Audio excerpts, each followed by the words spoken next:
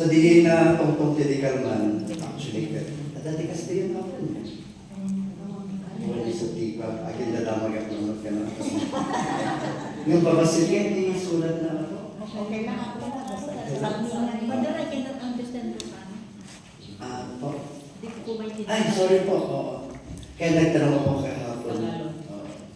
I will try my abilities po. Sabi ko, hindi siya mag-Tagalog. Just in case na may Lucano na mailawan, magtanong na lang po sa Karuba. Dati dalawang sende ako, hindi makaili ng mga coffee, water. Iti-basis tayo ako, pasensya, I did not use our PowerPoint tayo sa Heavenly Father's Sons.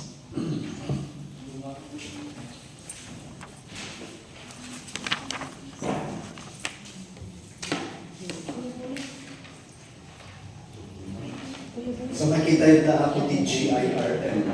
General Instruction. At dahil ito yun. Mami, bigla na.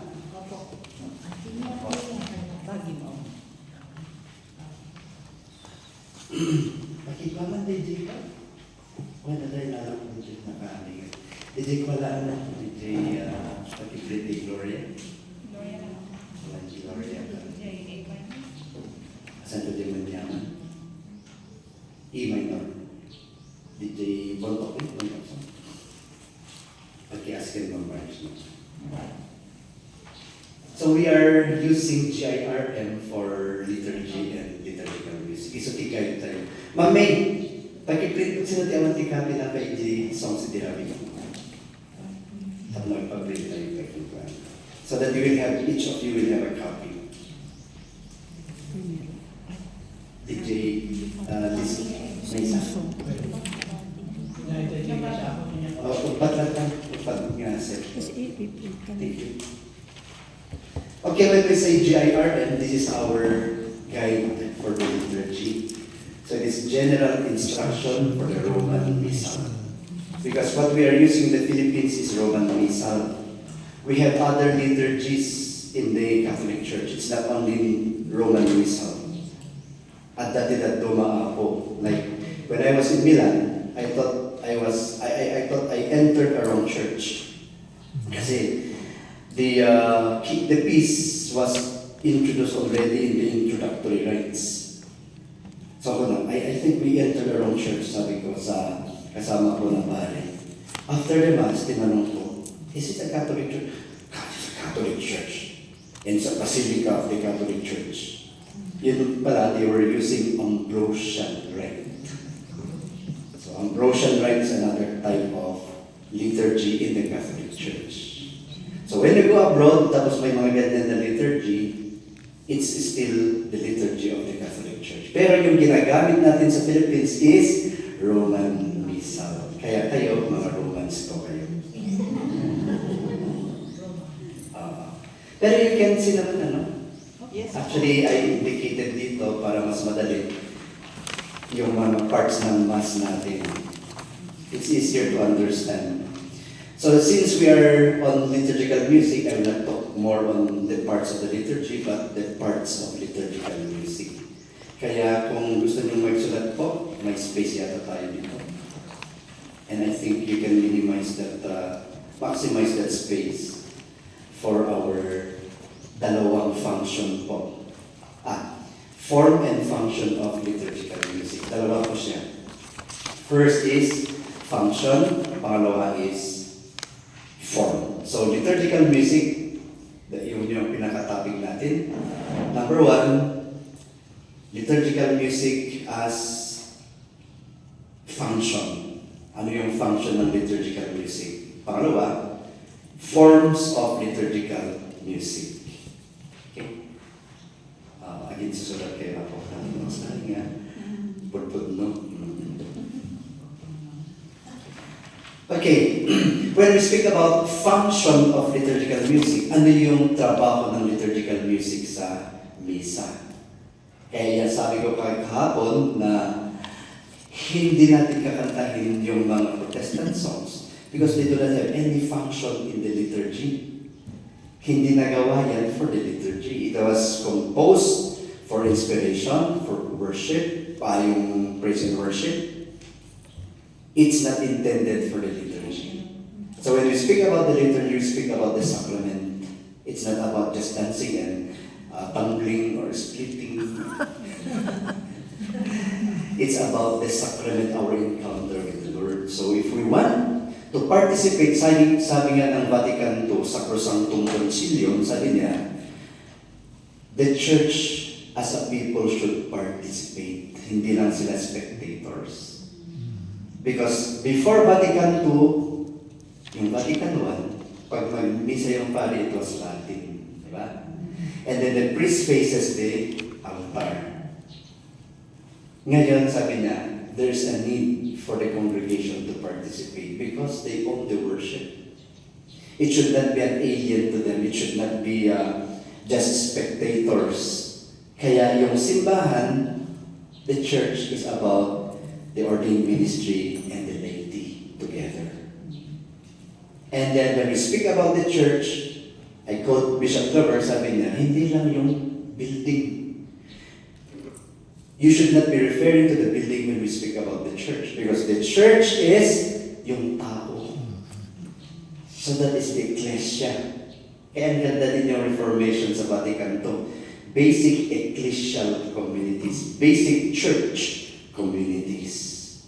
So sino yung nagbibigay buhay sa community? It's not the building. It is the people of God, yung ordained ministers and the laity together. At yun ang tinatawag natin ngayon na ministries. So yung ministry niyo po, mga kapatid, is to give life to the liturgy and to give solemnity to the liturgy. So, yun ang function po ng liturgical music. The liturgical music ministry is not there to compete with one another. Yun po ang hindi maganda na picture ng isang simbahan when they start to destroy and compete against each other instead of collaborating and complementing each other. So yung work ng music ministry is to support the liturgy. It's not to rob the liturgy. It is to support the liturgy. So ganito po, yung minsan, yung observation pa natin, na naging starring na yung liturgical music over the liturgy itself. Sana, yung liturgy talaga, what is the liturgy, brothers and sisters? By short definition, the liturgy is the celebration of the Paschal mystery of Christ. Sabi lang po kung masyadong mabilis yung maliit na tao na nagsasalita. Para slow down ko ng konti. Kasi ganun talaga. Nagsagit ako na mabilis magsalita. And then I will not stop talking if you will not tell me, Father, tama na. Ayan, can we see the function na? It is a support to the liturgy. And what is the liturgy? What is that liturgy? It's the public worship of the public official worship of the church. Yun ang misa natin. At ang misa natin, mga kapatid, sinasabi ng Sacrosanctum Concilium sa Musicam Sacratem, sinasabi niya, it should be given life. May buhay sana yan. At anong isang bagay na nagbibigay buhay sa liturgy, it's liturgical music. Mas generic yung natin, liturgical music, hindi lang liturgical song. Sacred music is more generic. More generic siya. Pero let us talk more particularly with liturgical music. Kasi yan talaga yung tulong sa misa. So it's a help, hindi siya yung number one. Hindi siya yung meat of the liturgy. It is just a part of the liturgy. Ganon din yung liturgical ministries. And liturgical music ministries, support lang po tayo sa ginagawang misa. Hindi po tayo yung primary. Even the priest actually. The priest should lead the people to the liturgy. We are just ministers of the liturgy. Are we getting the point? Yes. Kasi ang ganda talaga eh. And when we speak about the liturgy, by a general definition, it is the official public worship of the church. And according to Sacrosanctum Concilium, it is the source and summit of our Christian life. Kaya yun talaga ang importansya ng misa over devotions. Kasi minsan, we have this misunderstanding ulit na mas priority natin yung devotion natin kay Mama Mary over the liturgy. Or before Vatican II, may nangyayari na tinatawag na vegetable garden. May nagdunovena, may nagde-devotion, may nagmimisa. Isang oras yan, isang place. So, ang gulo. Kaya tinawag nilang vegetable garden liturgy. Inayos yan ng Vatican II. Sabi niya, the liturgy should be the liturgy. Do not mix up anything there, like devotions. So devotion is not the official worship of the church. Yung mga devotion natin sa, for example, kay Mama Mary, they are not official worship of the church. They are just supporting us para mas ma-appreciate natin yung misa. Okay? Yan po. Ulitin ko the liturgy is the official or the official public worship of the church. And who does the liturgy? The ordained ministers and the laity coming together. Yan po ang tinatawag na misa natin.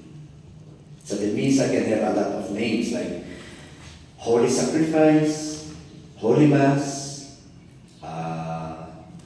ano pa yung mga tinatawag natin sa misa? Thanksgiving. Actually, yung Eucharist means thanksgiving. Iyon ang ibig sabihin ng Eucharist. Thanking God in the worship.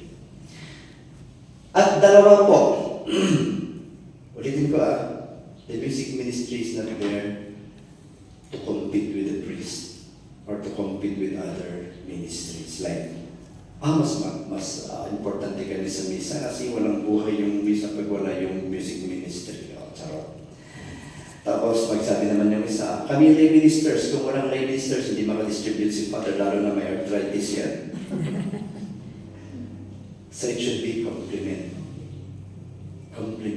It should be collaboration. Yan in by a technical term, Vatican II is telling us it should be a participation. Liturgy is a participation by both the ordained ministers and the laity. At ano yung participation natin mga kapatid? Tatlo po yung sinabi ng Vatican II. It should be active, it should be conscious, it should be full. F-O-O-L, full. Yun ba ang full? F-U po, F-U. F-U-L-L. Full. Hindi F-O-O-L. Pero sabi pa rin ni St. Paul, di ba? Yung when you follow Christ, you are foolish. Quote and quote yun na. Foolishness is following Christ. Ano ba yung exact na ano yun? Can you get your application sa Bible? Fools for Christ pala. We are fools for Christ. Yan ang sabi ni St. Paul. Pag-check man, yung particular F-O-O-L-S, fools for Christ. Pero yung liturgy, F-U-L-L. Full participation. Ibig sabihin po, andyan yung katawan mo, andyan din yung kaluluwa mo. Minsan, andyan lang yung katawan, nagluluto yung kaluluwa mo, naiwan sa bahay. Kaya pag nagsasabi yung pare, ay yung nagbabasa, a reading from the letter of St. Paul to the Philippines. Sumulat pala si St. Paul sa Philippines. Tapos after that, reading sabihin niya, brothers and sisters, this is the end of the world. Thanks be to God. Kasi hindi ka conscious, hindi full yung participation. So when we are in the liturgy, Vatican II is telling us, Sacrosanctum Concilium, let us participate actively, consciously, and fully. F-U-L-L-Y. So yun ang ginagawa natin. Lalo na sa music ministry, malaki po yung function po ng music ministry to give life to the liturgy, to give solemnity to the liturgy. Yun po ang liturgical music. So, ang devotional music, they are not liturgical music. Please note that. Do not mix up. Like for example, yung mga devotional songs natin, like yung mga ganito. Jesus, you're the sweetest name of all. Jesus, you always hear me when I go. Lord Jesus. These are devotional songs. They are not meant for the liturgy. Opo. Kaya nga sinasabi ko, we have to define muna what is liturgical music. Liturgical music, siya po yung support ng liturgy natin. And they speak about the function. They speak about the function. For example, sa communion, ano yung function ng communion song? It accompanies the people receiving communion. Kaya pag kinanta mo yung Jesus, you're the sweetest name, it does not speak about the people receiving Holy Communion. It speaks about a devotion. Kaya pwedeng kantahin yan sa adoration. Maybe you can sing it as a post-communion but not as a communion song. Ang magandang communion song ay ito. One bread, one body, one Lord of all. Bakit yan? Take all of ano ba yung kinakanta niyo na take it, take it. This is my body, take it. Yan, yung appropriate song yan for the liturgy. As communion song, hindi yung mga in moments like this, sing out your song. Devotional songs mo yan. It's not meant for the communion song. Ni Jesus kami ni tinagpungalan ket sin Mexi Isuna. Sumabarin nga kantaan niya din sexy ka o puta sin Mexi Isuna. Joke lang. Ano nga ti lyrics na rin?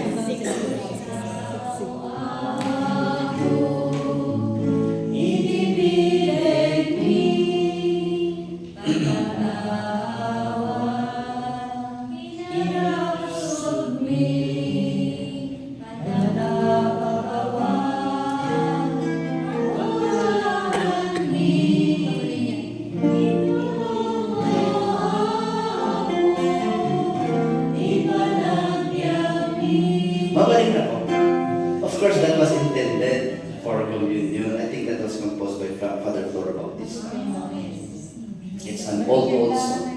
About the blessed. Pero, sandali lang po, pero you have to pronounce properly. Kasi pag sabihin mo bagi, kendara, you're referring to the genital organ. It should be pagi. Pagi, kendara. Bagi, kendara. Okay, kung saan mo natigay ko, isang kapalitikan kanta, di tayo kasi Vincent up. Actually, that's a fitting song for government. Pero you have to pronounce words properly. Bagi. Bagi is different from bagi. Bagi can refer to your possession or your genital. So, pangakaso ako, you pronounce words properly. Kasi natin din nagmisa nga, nasursuruan iti foreigner, ba't na pa nagmisa, ba't hindi pakawanin met, ni lugar na niya yun? Haan, it's in the part of the mass. Naglagibem.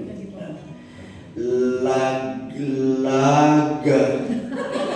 ni obispo mi. Ken dagiti lag met dagiti pakali mi. Ibis mi man nga lagibem di obispo mi, lagibem di obispo, lagibem dagiti pakali. Kaputan na pronounce sa permi di jay lagibem kat nagprint na laglag. Nakapasok tayo pa yan. Nabukaw di solemnity liturgy tayo. Kasi ako, uray pagbabaliktad at ako tayo, anyway, you have this one with you. You can just go back to this paper. So the communion song, the function is to accompany the people receiving Holy Communion. So it can be sung by the choir alone. Na kayo nga pa nagkumulgar, pang pangasyo na nakapila kayo, kagagtang na kayo magtanaan. Among you're so in love with the song, but the song is meant for the choir to sing for you receiving the Holy Communion. So that's the time na sabihin natin, oh, music ministry, kayo na kayo tiyag kanta ngayon. Kasi we will go for a procession to receive Jesus for Holy Communion. And then you dispose yourself, hindi yung andyan na sa harap mo yung pari tapos, bagi kendara, boy, gano'n ka! When no singer kayo with ako, pagpakasi tapos pa lang, mapagkumulgar, pati kasi di mo pa lang. Tapos nakasta di ako pa, di kumulgar, naunaw. Naunaw minutes. Di ba? So, when we are already in the queue to receive Holy Communion, we dispose already ourselves. We shut up our mouth na. I know you are so in love with this song, but you have to dispose yourself. You prepare yourself so that when you are in front of the priest or the minister distributing Holy Communion, then you receive by head or you receive by mouth. Hindi yung magsabay na. Ganyan si Father, tapos kaganyan din. Yo. Now head. So that's the purpose of the communion song. Ano ulit yung function niya?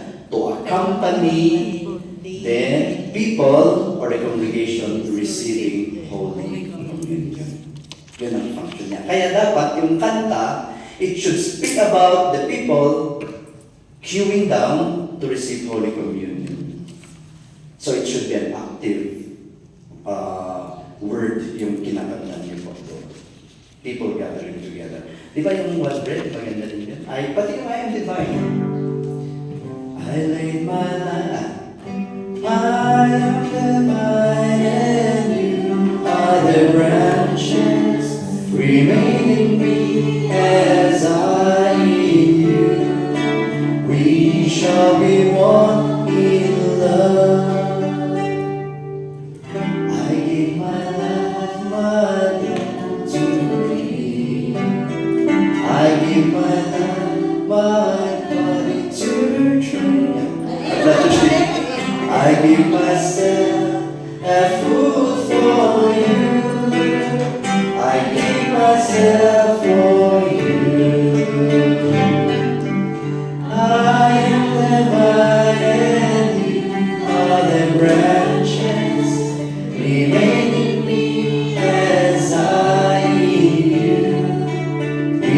shall be walk in love. Every day.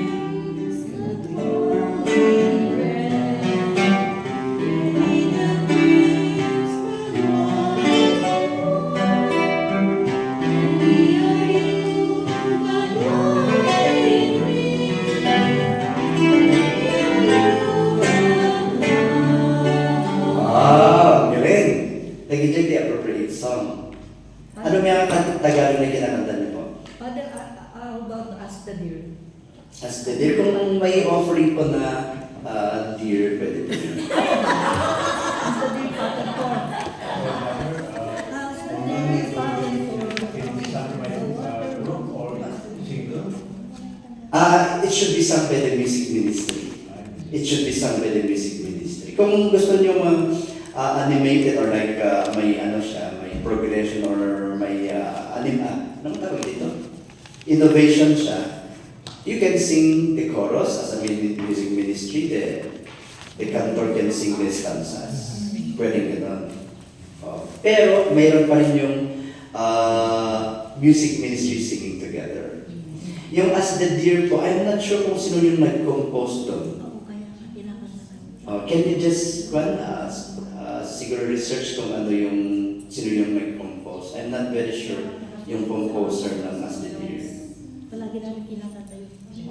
Pero I will try to take a look at the lyrics po. Ask the Deer, Father, for. Ask the Deer, Oo. Father, for. The waters of my soul. Tapos biglang tumakbo yung aso. Si As the Deer. As steady mountain for the waters of my soul.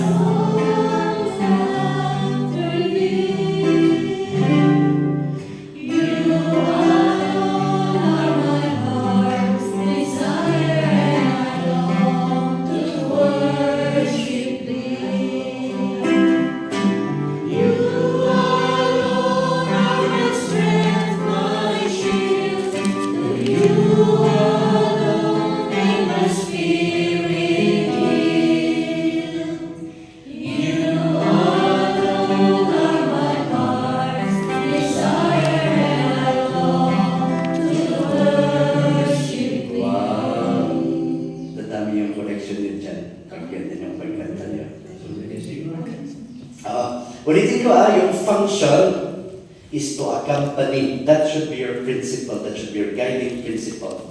It should accompany the people receiving Holy Communion. So yung discernment po ninyo, if you have a song, then you try to take a look at the lyrics. Is it speaking about people receiving Holy Communion? Kaya I'm not so sure about yung song na yan. So most probably, kung composer ang Catholic, composer, at and sa mga ibang stanzas, it speaks about the reception of the body of Christ. Siguro it's not wrong naman to sing that. Kasi nung bata pa din ako, narinig ko na yan. Sa Couples for Christ, nag-popularize yan. Opo. And then, yung kanta din ni David Haas, at least naman si David Haas, nagkakompose siya ng liturgical songs. So yung communion song ulit, what is the purpose? To accompany the congregation, people receiving Holy Communion. So dapat andun yung lyrics niya about the people, about the body of Christ, hindi yung passive words, it should be active words yung andun sa lyrics natin. And pangalawa, it should dispose us also to that Spirit preparing us to receive Jesus. We're receiving Jesus in the Holy Communion. And then, after communion song, may tinatawag na post-communion song. So siguro very fitting na mga yan.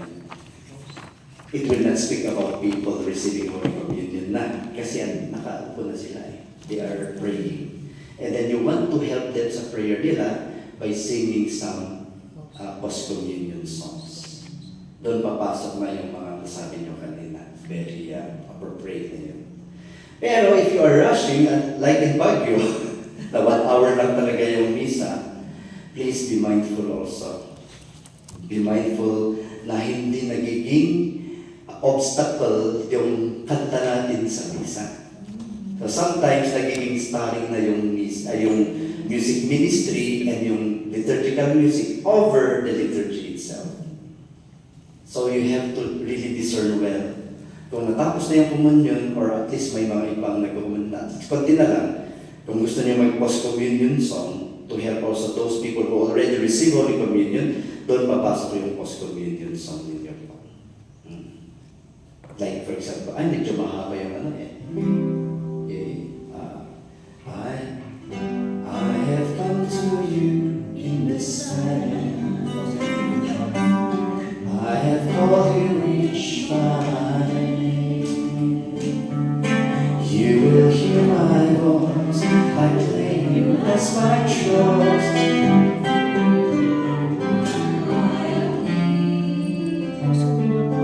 Tapos, tignan niyo yung pare, kung andun na siya sa harap mismo ng presider's table, then it's high time to stop. You are me. Kasi may susunod na misa, like in cathedral, talagang 1 hour, kaya pag mag-misa mo doon, dapat 45 minutes lang yung misa mo.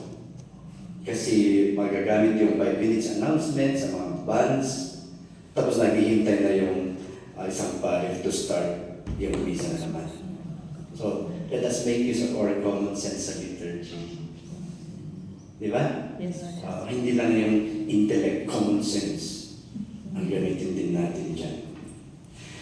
So, communion song, ulitin natin what's the purpose and what's the nature of a communion song. What's the function of the communion song? To accompany the people receiving Holy Communion, to dispose them to receive Holy Communion.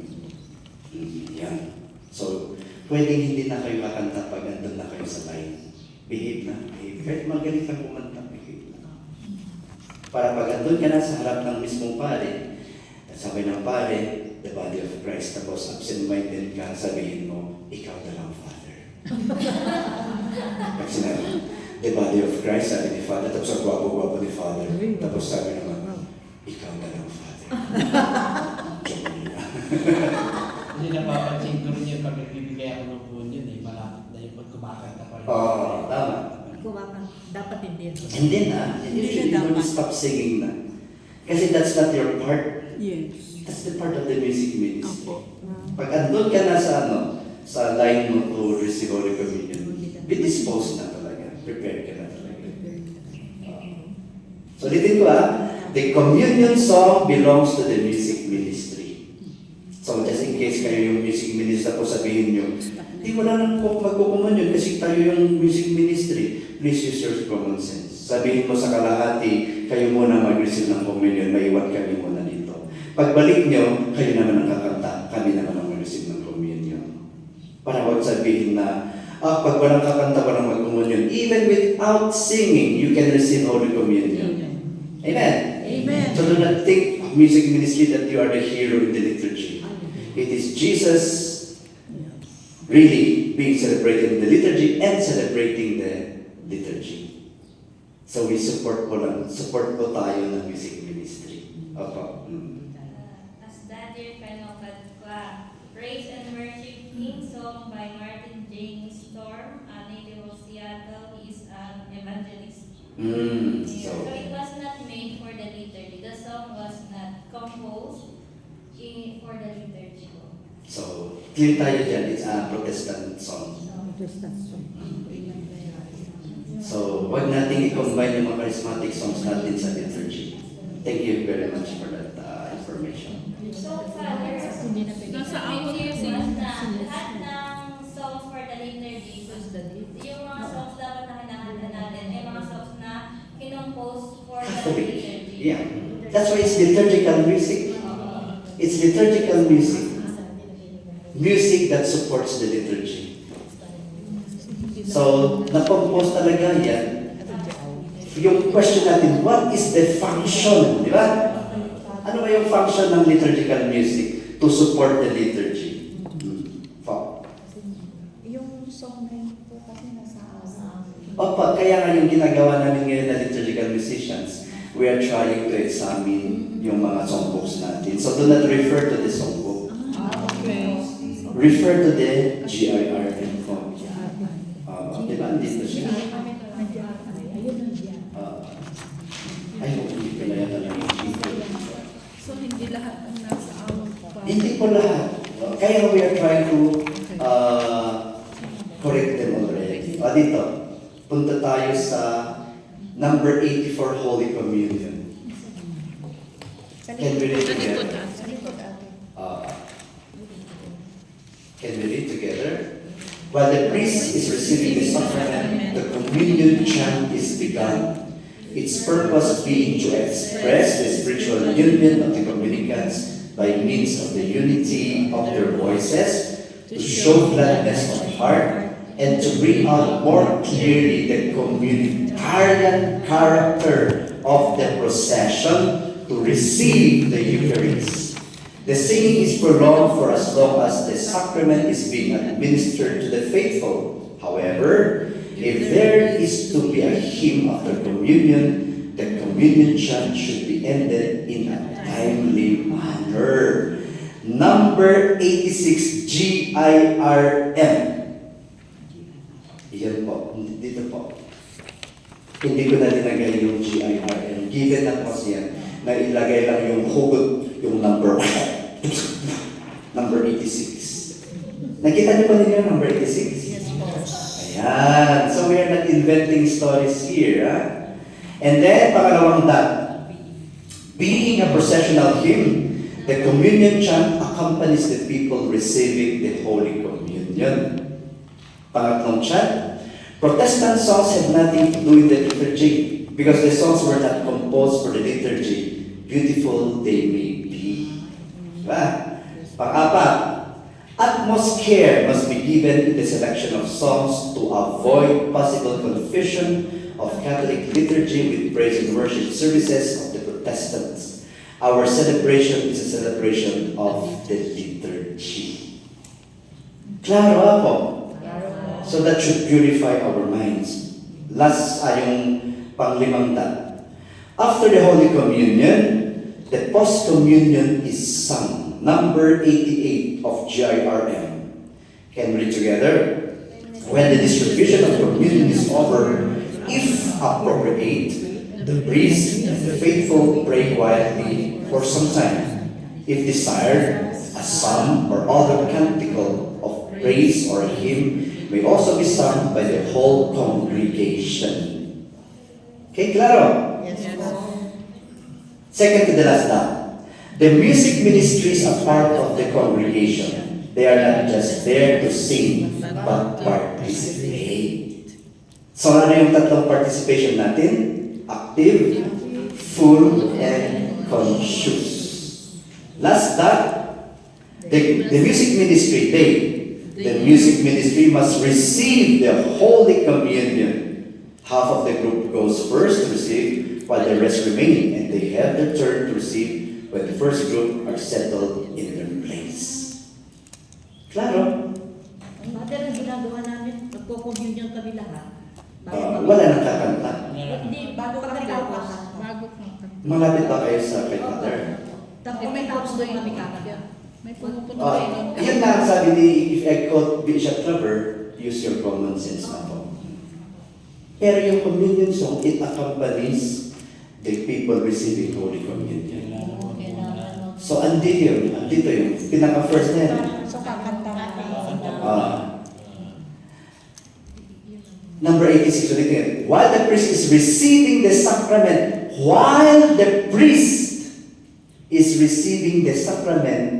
the communion chant is begun.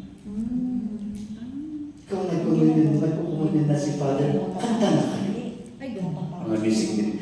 At ito nga, number 86. Kaya nga sinasabi natin, number 86. It's not an invention. You go back to number 86, GIRM. Pag nag-communion na si Father, accompanied already with your communion song. Paano yung pag-receive namin, Father? Ayun nga sabi ko dito, yung practical tip po natin dito. Half of your group will go for reception. Maiwan yung half, kakanta kayo.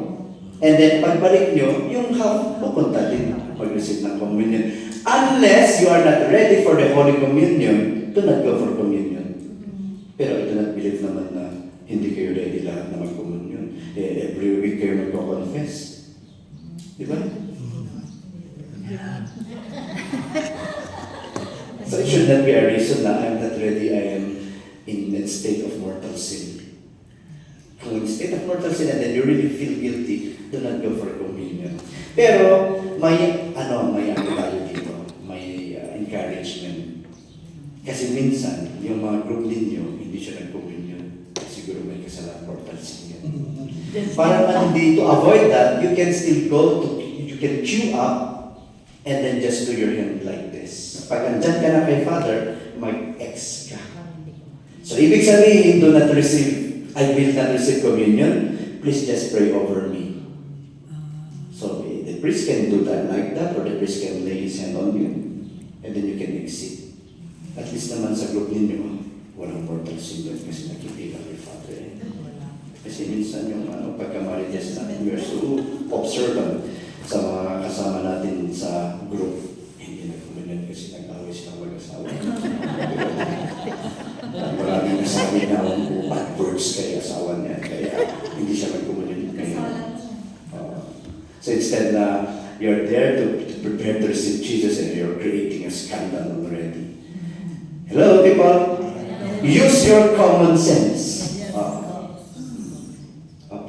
That's the best law of the liturgy. To quote Bishop Clever. So clear, andyan po ay it's an invention. Yes. Number 84, Holy Communion. Just in case na medyo maliit pa rin yung font natin, pag uwi nyo sa Baguio, ipag-photocopy ulit na lakihan para ipaskill nyo ito sa CR po ninyo. Pag upo nyo sa CR, tapos mag-epac ka, entrance song. Ano yung purpose ng entrance song? At least you're reminded habang you are meditating, letting go. At least nagpapasa ka pa you're being reminded of your function as liturgical musicians. Okay na? Clear. So the communion song, ano ba yung appropriate na communion song? Tapos sabihin mo, what is the function of communion song? Yun ang tanongin mo. What is the function? It will answer your question. Tama pala. Ito pala yung appropriate na communion song. Actually, yung binigay ko kahapon, you can actually sing that. Kaya natin may isa. During Lenten season, pwede itong kantahin.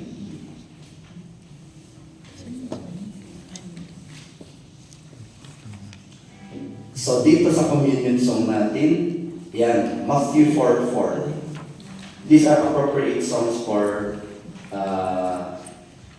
Lenten season.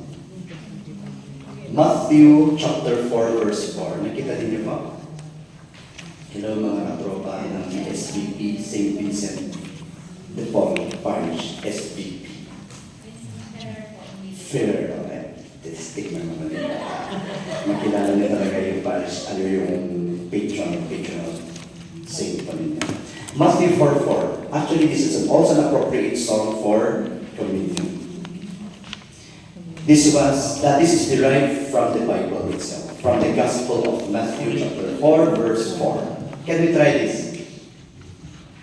Sabi natin, yung function also of liturgical music, it supports the liturgy in what way? To remind us what to do. For example, Lenten season. Ano ulit yung mga disciplines natin sa Lenten season? Hello people. Fasting and abstinence. Prayer.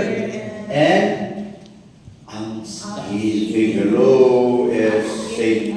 Vincent S. Ferrer Parish, SFP. SVP pala. St. Vincent Ferrer. SVP.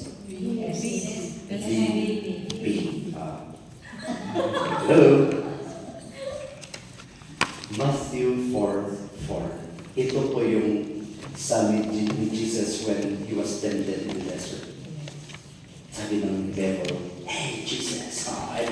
hungry. Tapos kinuha yung mga bato. Gawin mo itong hamburger. And you can feed yourself. Tapos ang sabi ni Jesus, "Hey man! Man does not live by bread alone, but on every word that comes from the mouth of God." So when you are seeing this during Lenten season, it is also reminding the communicants na anong gagawin natin. Hindi lang pala yung bread sa bahay, hindi pala yung tinapa, hindi lang pala yung kanin, but the Word of God. Kaya yung susunod na text is taken from Mark chapter 8 verse 36. What will it profit if you gain the whole world and lose your soul along the way? So you need to feed your soul. Hello? Let's try Matthew 4:4. And you can continue repeating this. You do not need series of communion songs. If you want your people, if you want the people, the congregation to deepen themselves, kahit isang kanta, and you keep on repeating that. It's also one way of teaching the congregation if it's a new song.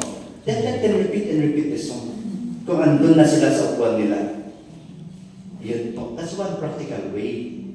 Kaya you will not hear them, bago lahat yung kanta, hindi namin alam.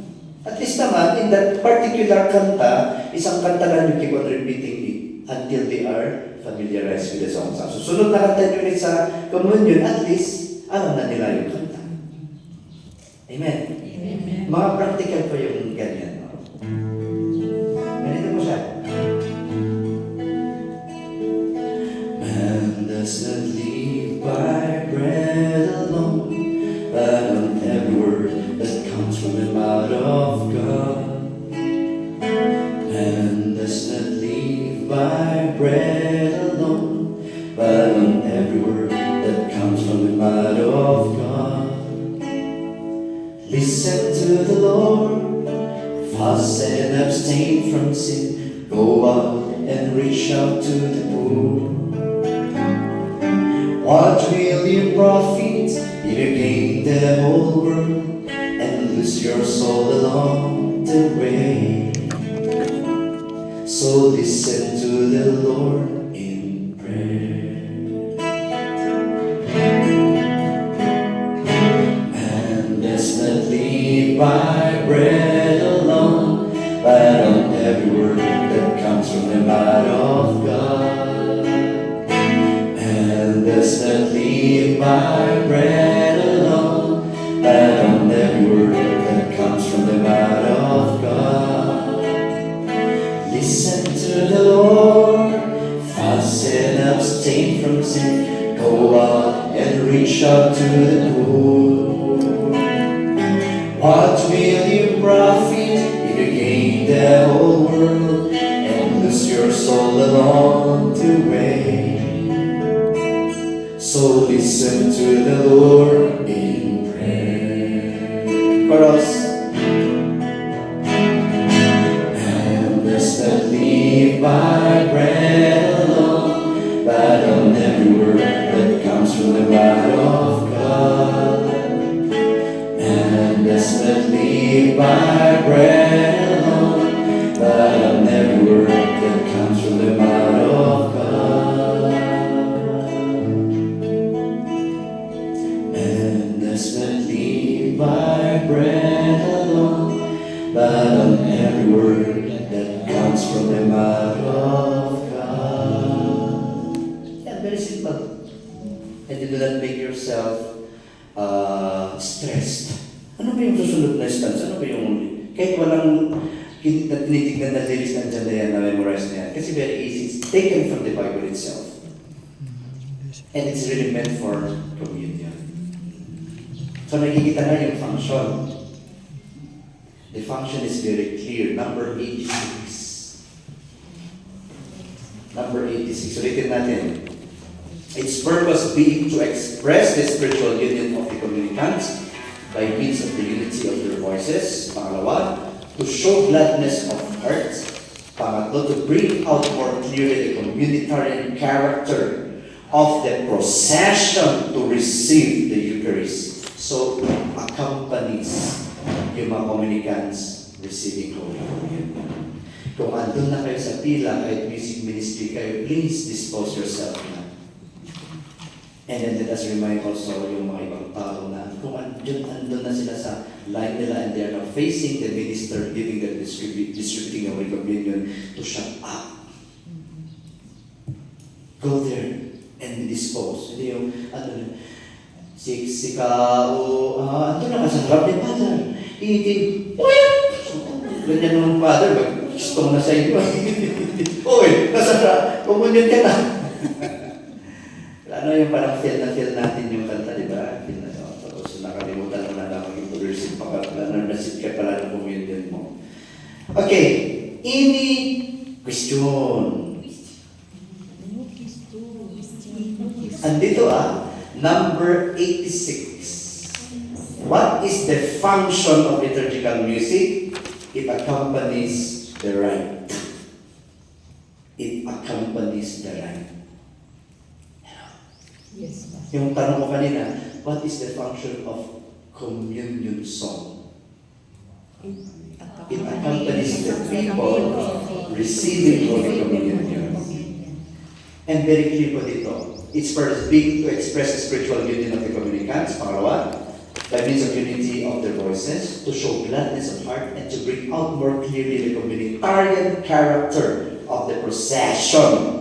So yung communion po, it is a procession. Sino yung nagpo-procession? Yung mga tao to receive Holy Communion.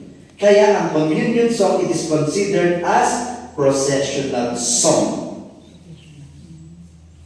Procession. Bakit naging processional song? Kasi it accompanies the people processing, preparing themselves to receive Holy Communion. And then suddenly nagkakataon. As there fountain forth the waters of life. And it does not speak about the people, and it was not even composed by a Catholic composer, intended for the liturgy. Parang we are against what we say. Ano pa yung mga processional songs natin sa misa, aside from communion song? Yung presentation of the gifts.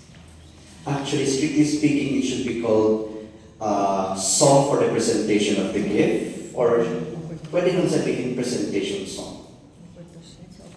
Hindi po offertory song. Sana we need to correct that. Kasi yung offertory, it happens during the Eucharistic prayer.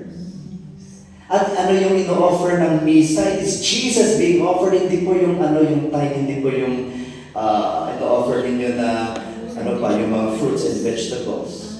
That is the presentation of the gifts. Pero pag sinasabi natin na offertory, strictly speaking, we offer Jesus in the Holy Mass as this spotless offering, this spotless lamb. Dito ko yung CR ko yan. Yung lalabas ko kayo. Ayan.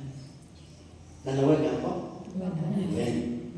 So, kinokorek po tayo dyan kasi sometimes we have this understanding or confusion na ang offertory talaga is when we offer. We present lang po yung gifts. We present po yung bread and wine. We present po yung mga vegetables. Tapos nakita niyo si Father, medyo luma-luma na rin yung sapatos. Bili ka ng Nike na original. I-offer ko din, i-present ko din dito kay Father. Tapos sinulatan mo pa siya. Yung left shoe po para sa sakristan mo yan. Yung right shoe sa'yo yan po, Father. Tapos yung kalabasa na every Sunday na tapos kanta, may processional song to accompany yung kalabasa. Every Sunday. Tapos nung mangyari kay Father, lumakas masyado yung mata niya, nakakakita na siya ng muluto sa directory. Hello, people! Are you okay? No po. Offertory is a part of the Eucharistic prayer. Yan sinasabi, if you're attentive, yung part na yun, we offer a spotless lamb. And who is this spotless lamb? It is Jesus. So the Mass, technically speaking, is not a repetition of what happened 2,000 years ago. It is making present again. And who makes it present again, it's not the priest. It is Jesus Christ Himself. Kaya pag galit tayo sa pare, hindi ma-affected yung yung consecration. Kasi it is Jesus Christ Himself doing the Eucharist, offering again Himself to the Father for the forgiveness of sins. Yun ang kagandahan ng misa natin, mga katropa. Yes, do this. Di ba? Memory. He took the bread. He offered it to the Father. For what? For the forgiveness of sins. He took the wine, the cup. For what? For the forgiveness of sins. And then he said, do this!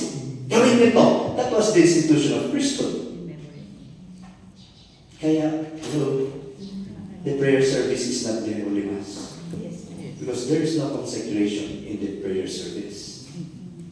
So let us not also feel, mga lay ministers, na pali na tayo on that part. And then, kasi may mangyayari, it's happening. Pero you're not aware, so you do not experience that in your own parish. Pero we have parishes who are experiencing that already. Na nagiging mini priest yung mga lay ministers. Very dangerous naman yan. They feel that pari na sila. That they can just do the prayer service with the feeling na that is also consecration. Hindi mo. It is only the priest by virtue of his ordination na mag-consecrate po sa misa. Hindi po yung mga lay ministers. Not even the deacon can consecrate. It is only the priest. To include, of course, the bishop because he's also a priest. Hello? Okay na nga po? Ang ganda ng misa natin, di ba? It is a daily encounter with Jesus, offering Himself for the salvation of the world, for our salvation. Tapos andyan tayo minsan na absent-minded na nagmimisa. Powers. So the presentation of the gifts, function of liturgical music, to accompany the presentation of the gifts. So pag naghugas na ng kamay yung pare, music ministry, it means yung presentation song has already done its function. Huwag nang kakanta ulit ng isang stanza. Stop na. Pero huwag naman na kagitnaan ng stanza, oy, naghugas na ng kamay si Father. Use your common sense. Tapusin naman yung stanza. Tapusin naman yung stanza. Kaya, this is an encouragement, brothers and sisters. Practical mga ito. Be observant. Kung naghugas na ng kamay yung bupati, it means the presentation song has already done its function. Dalawa po. Saan ba yun dito? Can we take a look at that? Ayan. Number 72. GIRM number 72. The liturgy of the Eucharist. The presentation, the preparation of the gifts, or the preparation of the gifts. Note, the presentation of the gifts and preparation of the gifts are accompanied by the offertory song or presentation song. Pero kinukulit nga natin, mas magandang pakinggan talaga, presentation song siya. Kaya linagay ko rin yung or. Pangalawang can we read together? The offertory song or presentation song is purposely to accompany the presentation of the gifts and preparation of the gifts. When the priest washes his hands, it is a sign that the preparation of the gift is over and the presentation song ceases as well. If you continue to sing, that is what we call unnecessary prolonging of the liturgy. Lalo na pag naghahabol kayo ng misa ng time.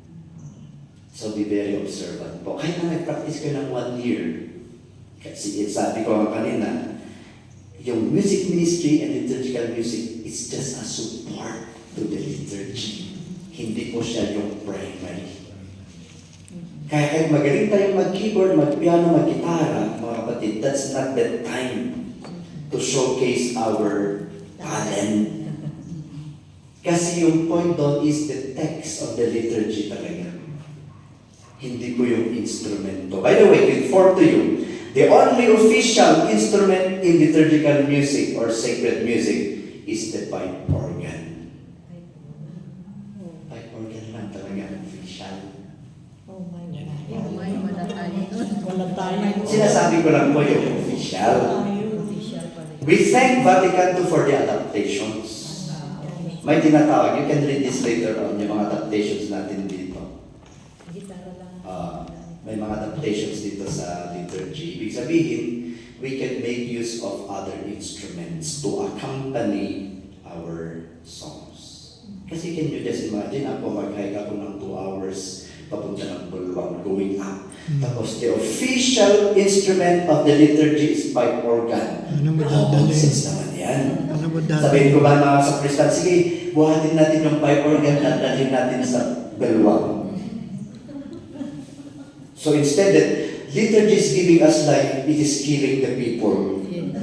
Use your common sense naman, mga kapatid. Hello. We thank Vatican II for giving us these adaptations to make use of other instruments aside from the pipe organ. If you have the pipe organ, congratulations. Kung wala, do not force yourself. Pag yung magiging stress sa mga ibang sa inyo, magbibigay ng stress kay Father, magka-heart problem siya, kasalanan niyo yun. Hello, people. Use your common sense. Yung gitara, okay naman yun. Pero hindi naman yung electric na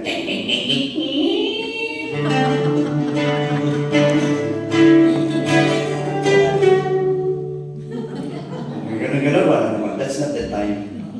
That's not the time. Hindi concert. Ako nga, marunong, mahusay din ako sa gitara. Pero when I play, isang stroke lang.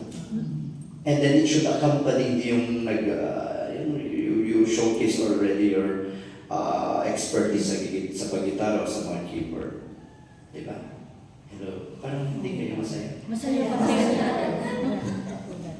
Marami kami. Mga practical po yung sinasabi natin dito. And then of course, derived from the GIRM. So, ulit, ano yung function and presentation of the gifts? To accompany the presentation of the gifts and to accompany the preparation of the gifts. Kung nag-aayos na si Father ng chalice, yung ciborium, yung big host, inaayos na lahat sa altar, and kung nakita ninyo na pupunta na yung sakristan na magbigay ng bowl of water for cleansing, for washing, ibig sabihin, music ministry, you already done your part. Do not start another stanza. Kasi may susunod na liturgy dyan. Yan. Clear po sa atin? Yes. So, ano yung mga appropriate songs natin as a presentation song? Go back to definition. Ano ba ang function ng presentation song? To accompany the presentation of the gifts and to accompany the preparation of the gifts. Kung natapos na yan, okay na. Solve na yung presentation song. Naghuhugas na siya.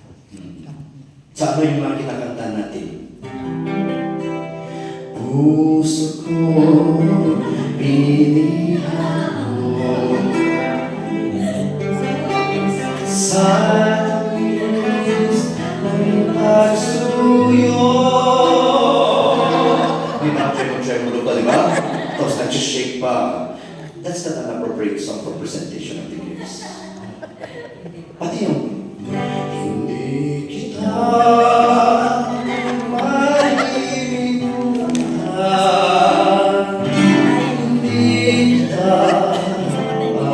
although it's taken from Isaiah chapter 49, but it's not an appropriate song for presentation of the gifts. Kinumpose actually yan na, I think it was composed by Father Manny Francisco. Francisco. Pero it's not meant for presentation of the gifts. Para yung kunin at tanggapin ko. Yung kunin at tanggapin, kinakanta ko yan yung mga couple na nag-away. Kasi ito pa yung kwento eh. Pag bagong kasal yan, ganito ang kanta na. Purihin ng Panginoon, umawit ng kagalakan. Yan ang theme song ng bagong kasal. After 10 years, sabihin na ng yung asawa niya, yung lalaki sa babae. Panginoon, maawa ka. Panginoon, maawa ka. After 20 years, sabihin na ng lalaki sa asawa niya, babae,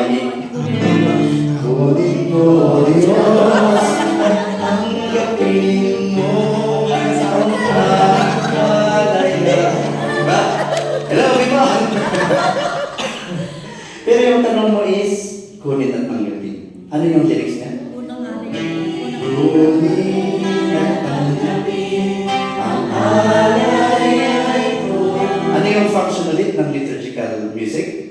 It accompanies the presentation of the gifts and it accompanies the preparation of the gifts. Pwede po yun, it's a fitting song. It's about bread and wine. Oh, well.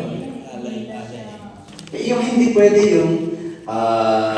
yung kanta ni St. Ignatius Loyola. Ano yun? Yung Take, O Lord. Hindi, iba-iba. Take yan yung siguro. Take and receive is, pwede yan. Lord, this over. Okay yan, okay yan. May isa yung bago, medyo bago siya. Ayan. Take and receive, O Lord, Hindi namin kailangan na yan. my liberty. Hindi namin kailangan. Take all my will. Hindi po appropriate yan. Kasi it's composed for religious profession or ordination. Na yung inaalay yung pare, yung madre, yung life niya to the Lord. So take all my will. Tapos nakita mo yung tao. Nakakanta, take, Take all my memory. take all my memory. Lahat na. Ano na naiwan sa'yo? Ay, bibigay mo sa asawa mo. You're telling a lie. Kaya let us see ano yung function ulit. So the bottom line, again, the principle is, what is the function? Ano yung function ng presentation song? Yun, at least you're able to see na engage mo sa text ng kanta. At tapos isa pa yung ano, like the woman in the well. I was singing. Ba? That is the video song na yan. Like the woman in the well. Siya ay nalulog na yung babae.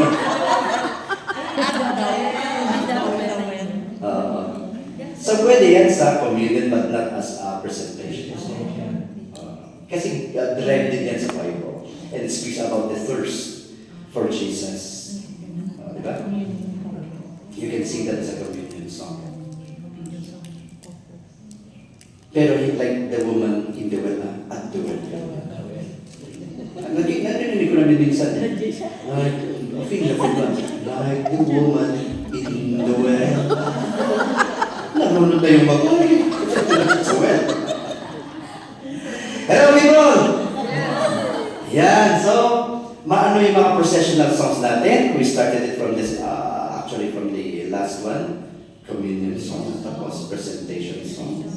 Ano pa? Entrance song. Entrance song. Number JRM number 47. Pinakataas mo. At ano sinasabi ng yung entrance song?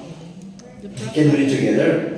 The practical purpose of entrance songs accompany the procession of the priests and the ministers. When the priests and concelebrants venerate the altar with a kiss, it's a good sign to end the entrance song and do not start another stance. So ulitin ko the function of liturgical music and liturgical music ministers to support. Hindi po sila yung center. Yes. So ano ulit yung function? To accompany. Ang dami po yung function. Linagay ko lang po dito yung practical purpose. Yes po. Kasi sa GIRM, andun naka-indicate po yung apat na function talaga ng entrance song. To unite the spirit of the congregation, to set the atmosphere of the celebration, and practical tip lang po yung sinabi ko dito, yung practical purpose. Para may guide kayo. Ano ba yung, bakit kinakanta yung entrance song? It's not to impress the congregation. Wow! Ang galing-galing! Sakbi sila! 4 voices! Wow. Ang ganda yung tapos, ang haba-haba naging 10 minutes na yung entrance song. Unnecessary prolonging of the liturgy na yan. So balikan natin. What is the function of liturgical music? As an entrance song, it unites the spirit of the people. It speaks about the celebration. Kaya pag narinig mo yung kanta na, ano yung kanta natin? This is the day that the Lord has made. Pag rinig mo yun, Lenten season ngayon. Lenten season ba yun? This is the day. Ano po, nanay? It is for Charismatic. Easter song. It's an Easter song. For this is the day that the Lord has made. Biblical naman yan. Hindi namin Let us rejoice and be glad in it. Or, ay tu'y tinatawag, ngayon narapit ako. Umay kayo, tara sa tayo. It's an Easter song actually. This is the day that the Lord has made. Let us rejoice and be glad. Yun naman, very clear naman yan sa Easter. And it was composed by Father Floro Bautista, our legend sa Cordillera. Pero of course, pwede nang kantahin sa ordinary. Pero pag, ano mo ulit yung mga seasons natin? First liturgical season is Advent season, and you sing Advent songs, hindi Christmas songs. Pangalawang season, Christmas season. Doon natin sing Advent songs na yun. Christmas songs na yung kakantahin niya. Tapos, ordinary seasons, you sing ordinary songs. Huwag kang kakanta dyan ng Joy to the World. Pangapat, Lenten season, Lenten songs. And then, Easter season, Easter songs. And then, ordinary season, ordinary songs. And then, rainy season, rainy songs. You're awake back another day. Yun, kaya, pag mapakinggan mo yung kanta when you enter a church, you're already reminded, it's Lenten season. Tano na pag kinakanta yung very famous na popular old, came back to me, with all your heart, all the feeling, came as a heart, trees to heaven, Hosea yan. From the prophet Hosea. And this, the theme of the song is the invitation of God. Nagsubli kayo, balik na kayo. I'm waiting for you. And it gives the atmosphere talaga na uniting the congregation together. Diba? So entrance song to unite the spirit, to give this the atmosphere, to accompany the ministers to the altar. Yan. So very observant din kayo mga kapatid. Very observant sana. Nakita niyo na si Father, nag-kiss na siya ng altar. Ibig sabihin, tapos na po yung entrance procession. Kaya gusto niyo nag-aayos siya ng libro niya kasi hindi naayos ang libro. At andyan pa yung kanta niyo, it's okay lang. And then pagkatapos na yung lahat ng preparation niya, you have to stop na. Kasi yung susunod dyan is greeting na. Mag-sign of the cross na kayo. In the name of the Father, and of the Son, and the Holy Spirit. Amen. Tapos sabi ni Father, the Lord be with you. And with your spirit. Kahit galit kayo kay Father, sabihin niyo pa rin, and with your spirit. Hello? And then comes the introduction. And then comes the penitential act. Hindi po penitential rite. Na-correct na po yan noong 2011 sa bagong edition po natin ng GIRM ng Roman Missal. 2011, it's no longer penitential rite, it is penitential act. In Latin, kasi ito talaga yung Latin, penitentialis actus.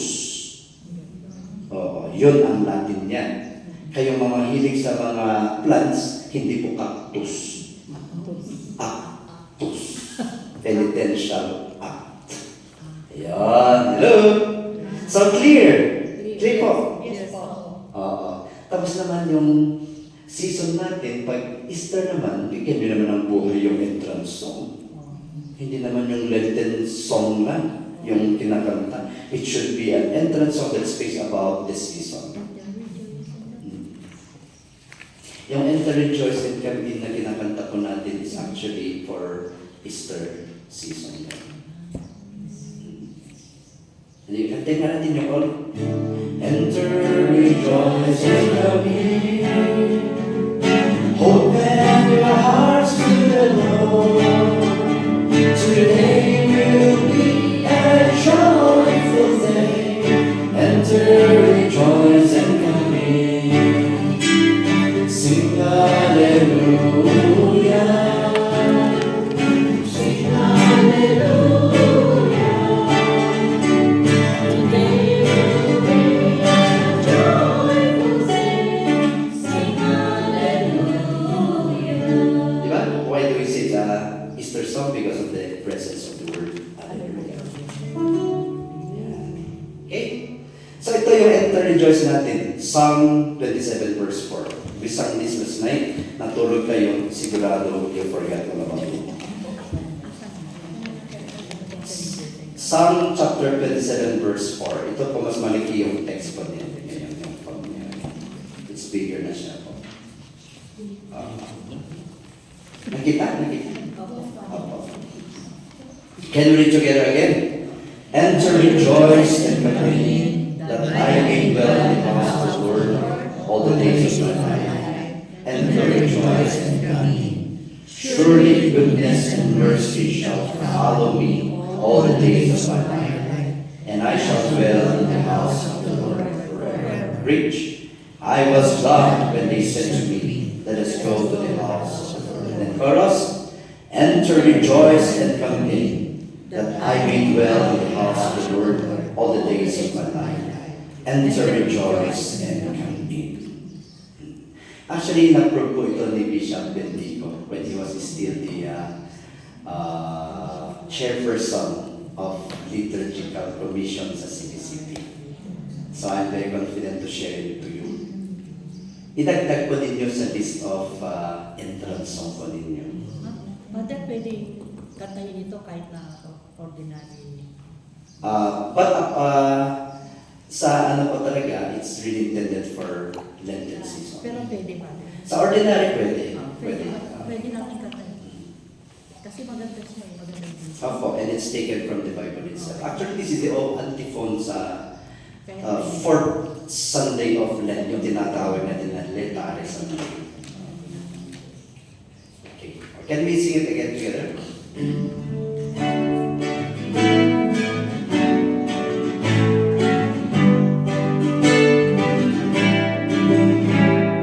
Enter, rejoice, and come in, that I may dwell in the house of the Lord all the days of my life. Enter, rejoice, and come in. Surely goodness and mercy shall follow me all the days of my life, and I shall dwell in the house of the Lord forever. Enter, rejoice, and come in, that I may dwell in the house of the Lord all the days of my life. Enter, rejoice, and come in. I was glad when they said to me, let us go to the house of the Lord.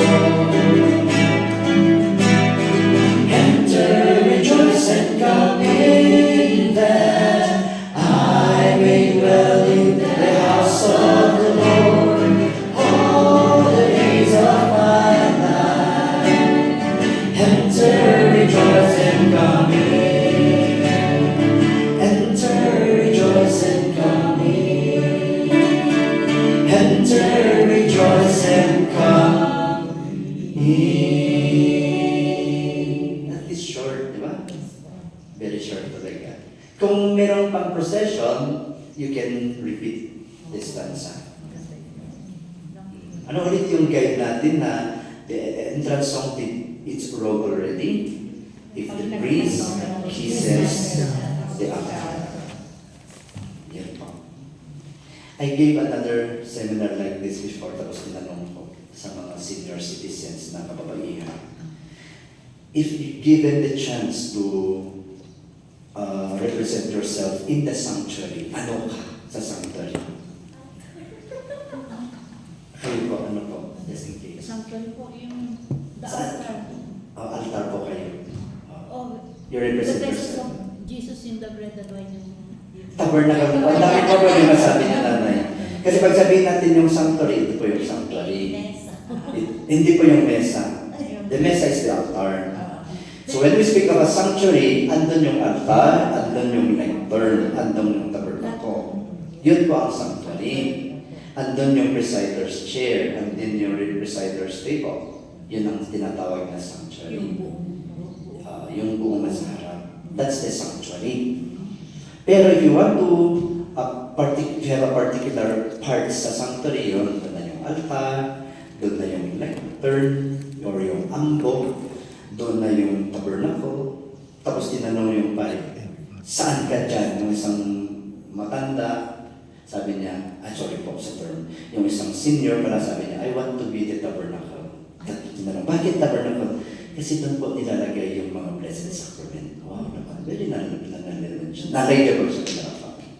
Ikaw naman ang gusto mo sa sanctuary, ako gusto ko yung lectern. Bakit naman? Kasi doon binabasa yung word of God. Pinalakpakan siya. At ikaw naman, anong gusto mo sa sanctuary? Ikaw sabi niya, yung isang senior na babae, ako gusto ko yung altar. Pinalapakan kasi one of the most important parts sa ano yun, sa sanctuary. Bakit gusto mo yung altar? Kasi po yun ang kinikis ni Father. Diba niya? Pero the altar is there to represent where the liturgy of the altar is the place to celebrate the liturgy of the Eucharist, the offertory, where the offertory happens. Kaya dapat yung altar natin at yung lectern natin dapat dignified talaga yan. So we were able to correct yung dalawang lectern. May lectern dyan, may lectern doon. Hindi po lectern yung isa dyan. It's a commentator's table.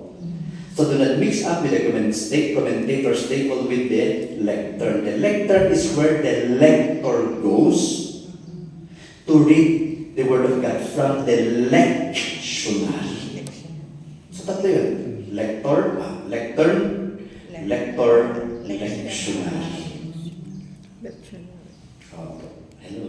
Okay. So yun talaga ang point natin dito sa liturgy. Kaya mas yung mga nag-serve sa sanctuary, at least naman alam na nila na, yun pala yung altar. Dapat talagang malinis siya, dignified siya. At yun pala yung lectern, dapat yun din, dignified at malinis. Nung nakikita ko minsan, may nag-celebrate ako ng misa, ang daming naka-fold na papel sa lectern. Kagulo-gulo yung lectern. At yung ano-ano yung mga daming eyeglass, nakakalimutan siguro ng mga nagbabasa dyan. Nakasuksok na amin in J.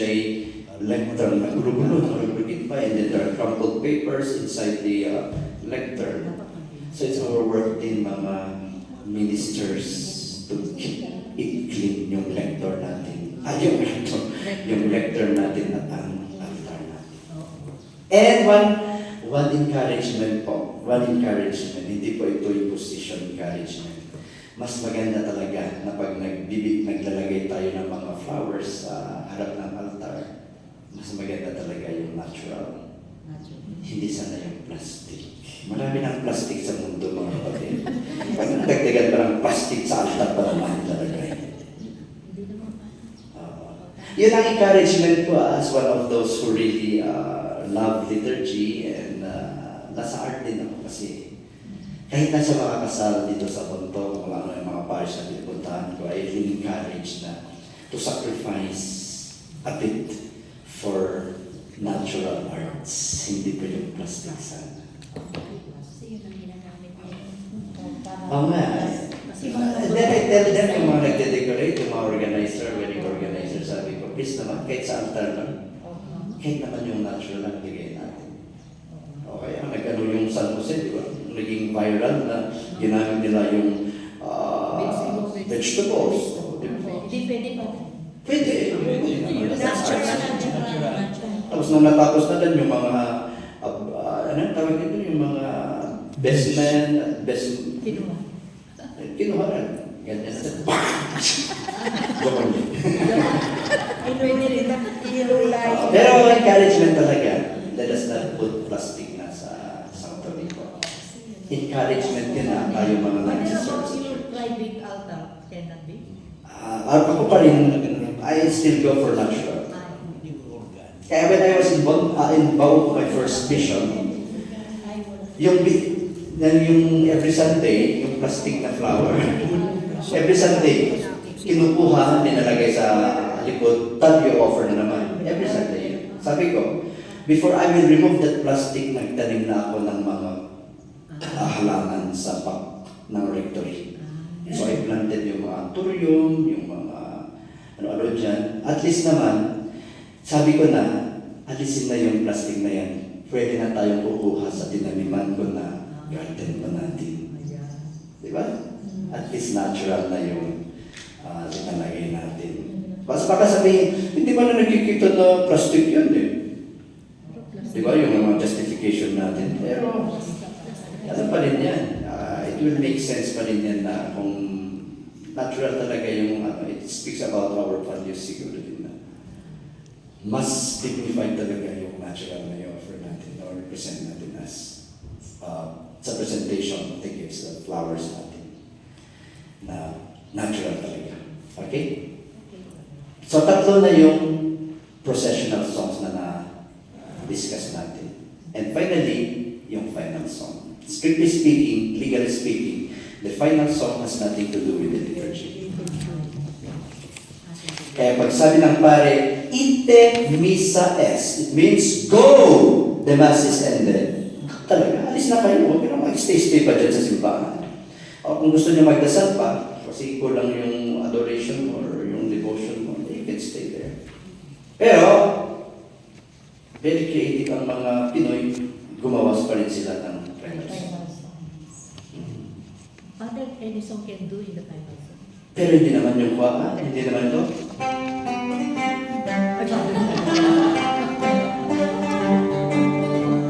Flag ceremony. Ceremony na po yun. Pero at least naman, use your common sense pa rin. What is really meant for, kasi nga, sabi natin, it's as a recessional song. It should accompany the people leaving the church. At least may go, yung word na go. Go and meet your friends. Magpasalamat kayo sa Panginoon. Pwede naman. Magpasalamat kayo sa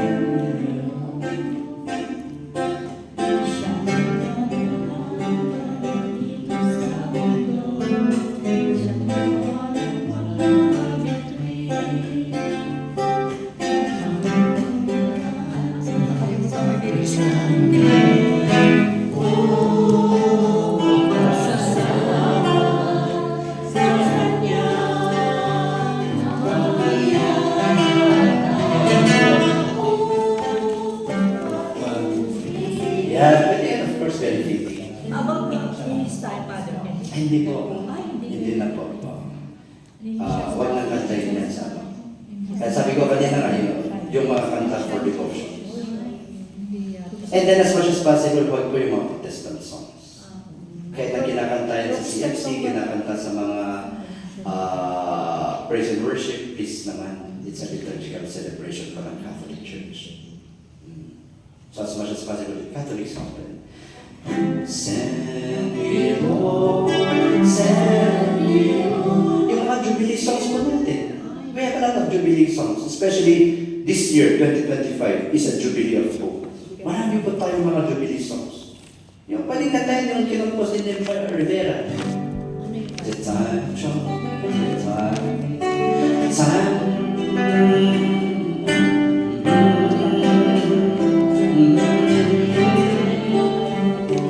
It's a night to the Father's side.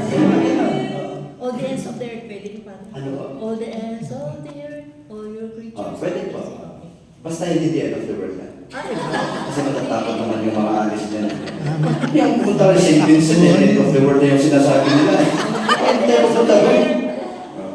All the ends of the earth, point the end of the world. Yan, para ma-clear sa atin, ano ba ang function that should be the basic question.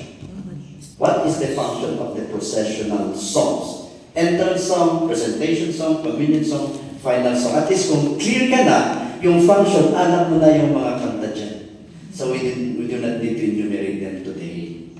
Nasa iyo na yan to discern. I-study nyo yung mga lyrics niya. Examine yung mga lyrics ng mga kanta. And then, who composed them? What is intended?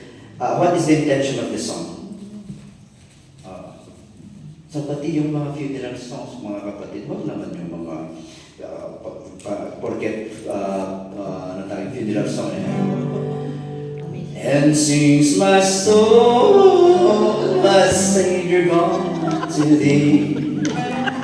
How great a love, how great hindi naman. Ano yun? It's a old praise and worship song pa yun. Pero yun na naging common kasi. Kaya parang naging acceptable na siya. Pero if you try to go back again yung principle, ano ba ang function? It's a wedding, it's a funeral. It's not, pag funeral mass, it's not about the dead naman yung funeral mass. It's about the Paschal mystery of Christ for the dead. You're celebrating the liturgy for the dead. Hindi yung, it is about the dead. Yung kasal din, it's not about the couple. It's about Christ for the couple. Kaya, yung team song nila yung ikasal isang nila. Darling, you can count on me till the sunrise up to the sea. Tapos, yun ang ka-entrance song natin. What is that song for? It is not meant for the liturgy. Kahit team song yan ng mag-asawa.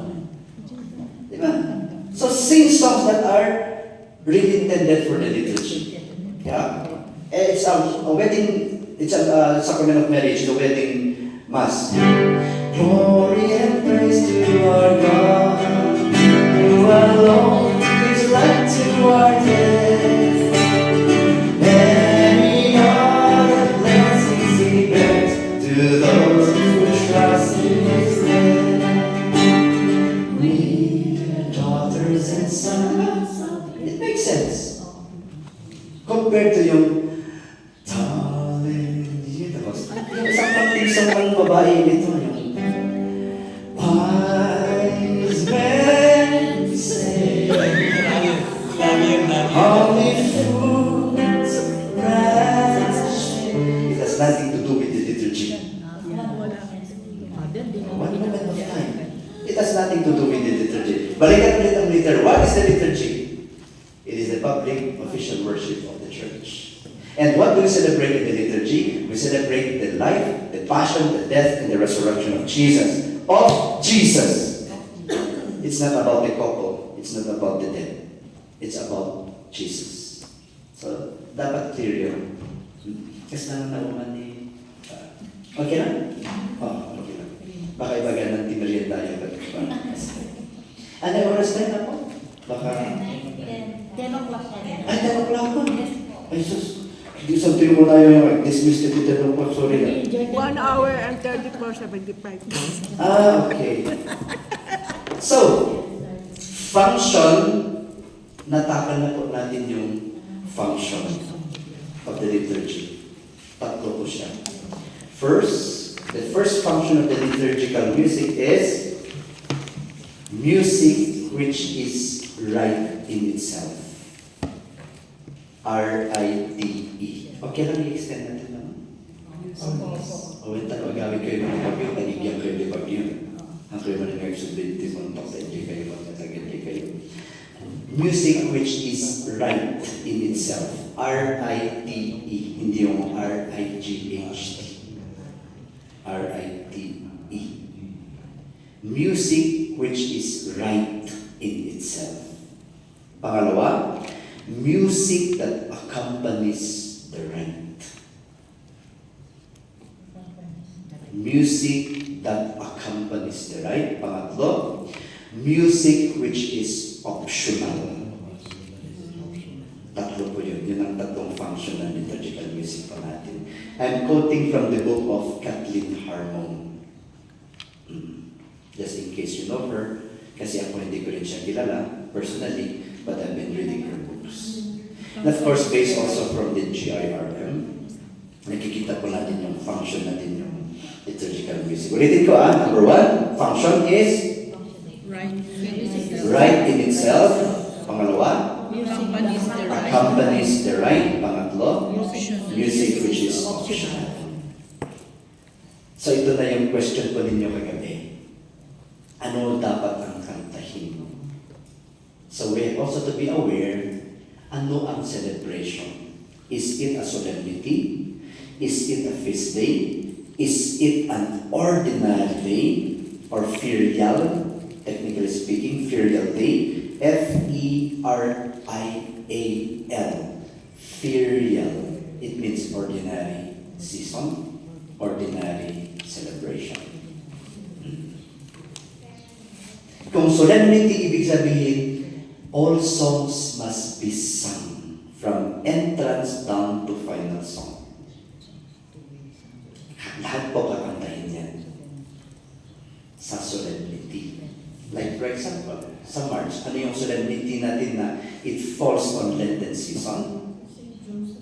March 19, that is a fixed solemnity or fixed celebration. March 19, the solemnity of Saint Joseph, the husband of Mary. Kasi may Saint Joseph, the worker. That is May 1. But March 25 is another feast day. That is the Annunciation of the Lord. So, lahat ng kanta, kakantahin.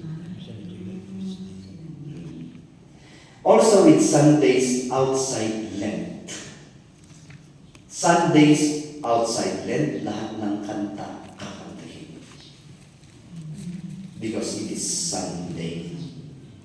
Inside Lent, huwag kantahin yung glory to God in the highest. Hindi kinakanta. Oh, hindi po. Sundays inside Lenten season.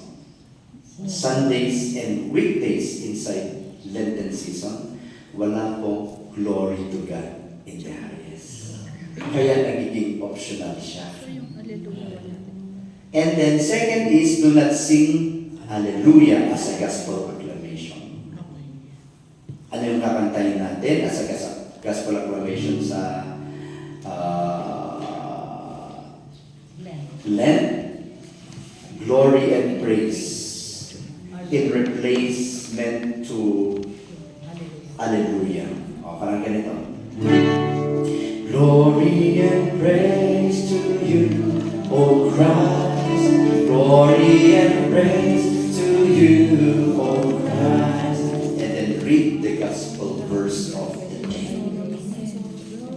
Read the gospel verse of the day.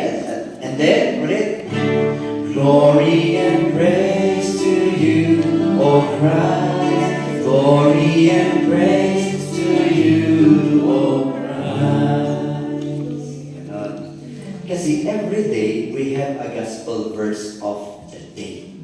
Corresponding gospel verse of the day. Hindi lahat is for God so loved the world. Hindi lahat is for God so loved the world. Every day, may gospel verse po tayo. Please do not sing the thy word as a gospel acclamation. Thy word is a lamp unto my feet and a lamp unto my heart. I will listen to your word, Lord. I will listen to your word. Please do not sing that as a gospel acclamation kasi wala yung hindi yung hallelujah. Lenten season yan. Glory and praise. Kinakanta namin nung Father. Kaya nga sinasabi natin ngayon, we are correcting what is a common mistake. I-ano natin, ayusin na natin ngayon. Oh, kami din. Kinakanta namin yan when we were seminarians. And at least may mga corrections po sila ngayon sa atin. And we have to be humble enough. Pati yung mga compositions pa actually, I have to surrender it for corrections. So that we support yung liturgy. Hindi po tayo yung starring yung hero. We have to support the liturgy by singing appropriate and proper songs of liturgy. Hindi sabihin natin na, yun ang dating namin kinakanta noon. Yun ang ngayon. Or for example, nung last Sunday lang, I went to celebrate Mass, tapos yung kanta nila is,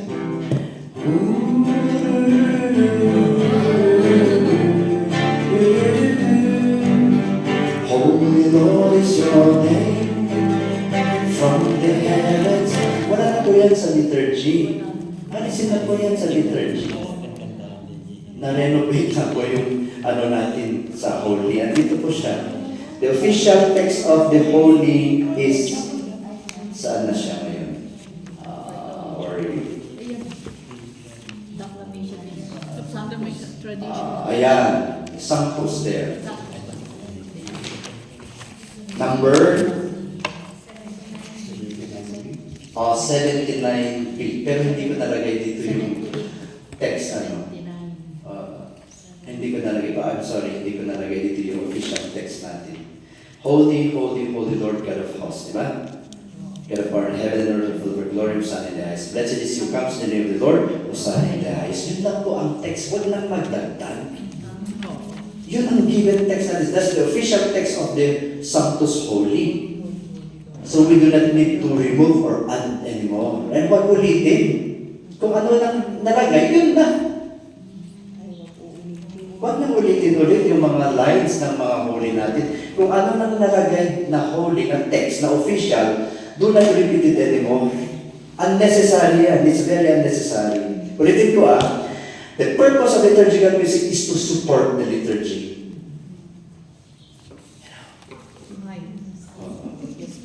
Although we have an art na tinatawag sa liturgy, for the sake of art, we can harmonize.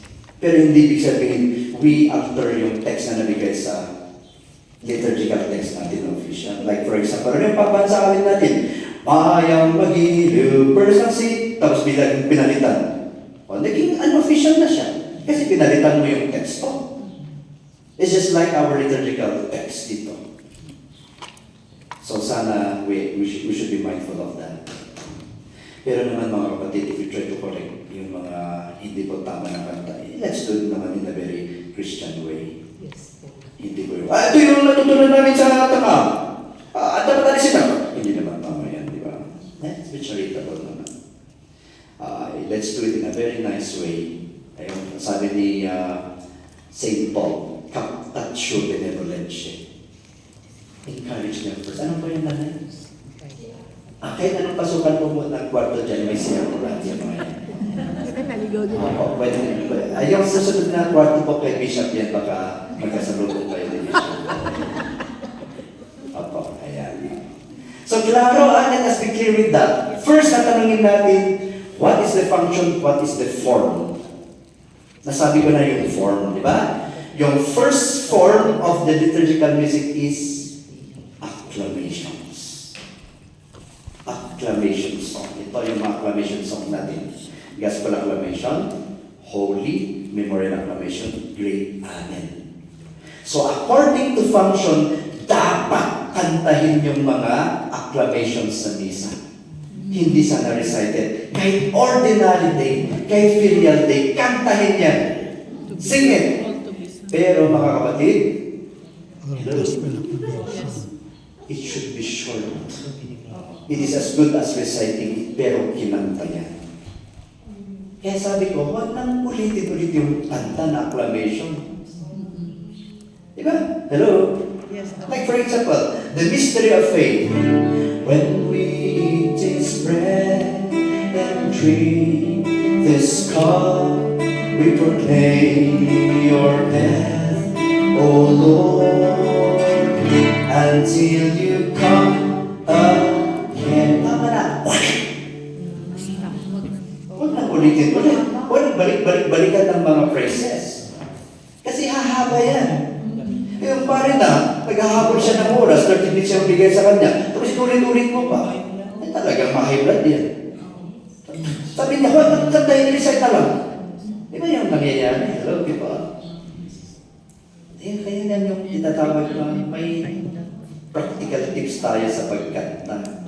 At ulitin ko po, it is not the instrument that responds to the dialogue. Huwag kalimutan yan. Very important yan. Andito yan ako sa practical tips ko. Number 7. Dito.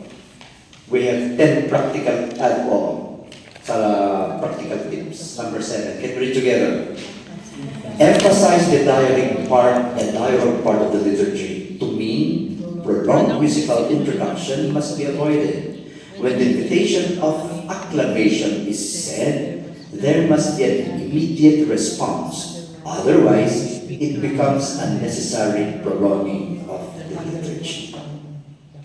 Lalo na sa acclamation, dapat isang pitik lang, kanta na kagad yan.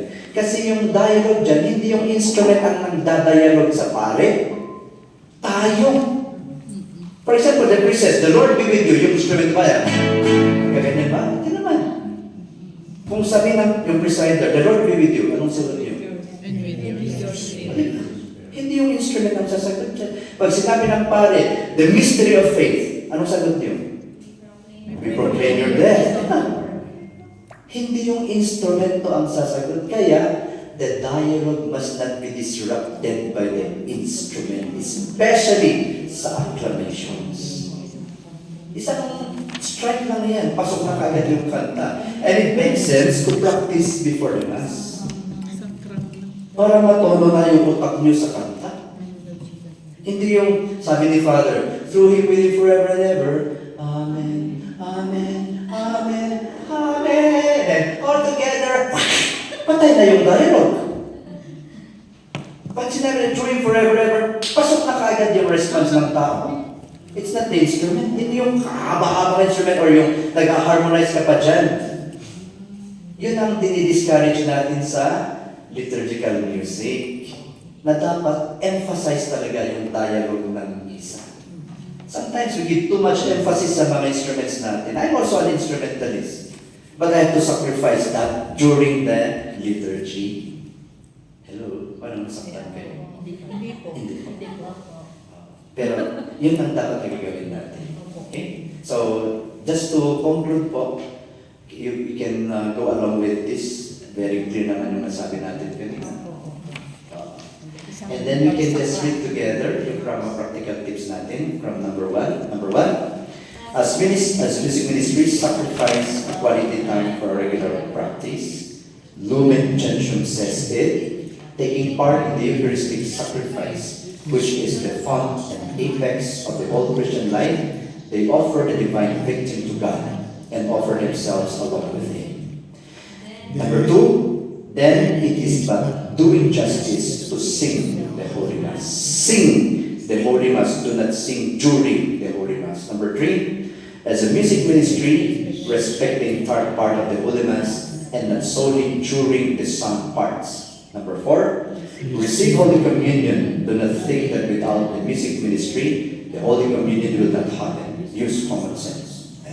Number 5, instrumentalists must have the utmost care in using instruments as not to impair the solemn mood and atmosphere of the liturgy. Percussions are allowed, especially on acclamation songs, but not hard. Number 6, short instrumental introduction for the acclamations is highly encouraged. Number 7, emphasize the dialogue part of the liturgy to mean prolonged musical introduction must be avoided. When the invitation of the acclamation is said, there must be an immediate response. Otherwise, it becomes unnecessary prolonging of the liturgy. Number 8, utmost respect means no unnecessary movements and remarks during the Holy Mass. Number 9, collaborate with the presider. Number 10, values in the liturgy will surely make our services better.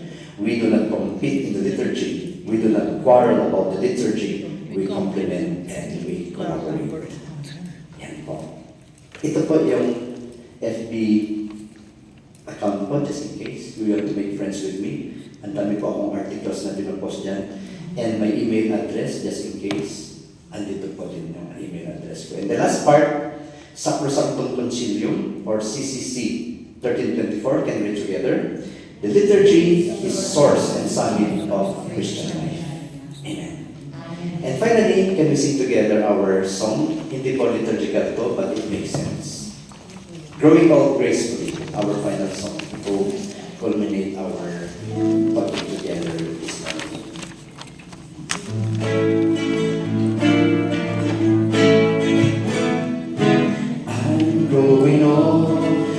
wisdom fail. I'm growing old, but living gracefully. I'm growing old, but loved by the Lord. So don't be afraid to grow old. It's the years that pass. Life is beautiful. It's a blessing. You age well with your friends and family. God will bless you more than my silver hair. Be grateful and live in peace. I'm growing old, but wisdom fail. I'm growing old, but living gracefully. I'm growing old, but loved by the Lord. So don't be afraid to grow old. It's the years that pass. So don't be afraid to grow old. It's the years that pass. So don't be afraid to grow old. It's the years that pass. In the name of the Father, and of the Son, and of the Holy Spirit. Amen. Lord, we continue to ask for your blessings, especially in our ministries, that we may purify our intentions, simply to serve you, Lord, to glorify you, and not to compete against each other. And purify as well our ministries, that it may continue to enliven and animate other ministries in our parish. And continue also, Lord, to bless these servants you called to be part of your vineyard. Bless them, Lord, with good health in mind, in body, and spirits. Bless their hands and the work of their hands, that will multiply goodness and fruits in the parish. Bless them as well with good health in mind, body, and spirit.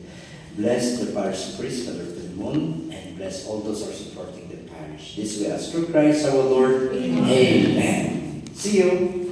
Just in case kahit yung madalang tuti grupo yung apo, you can organize a parish so it becomes a parish right.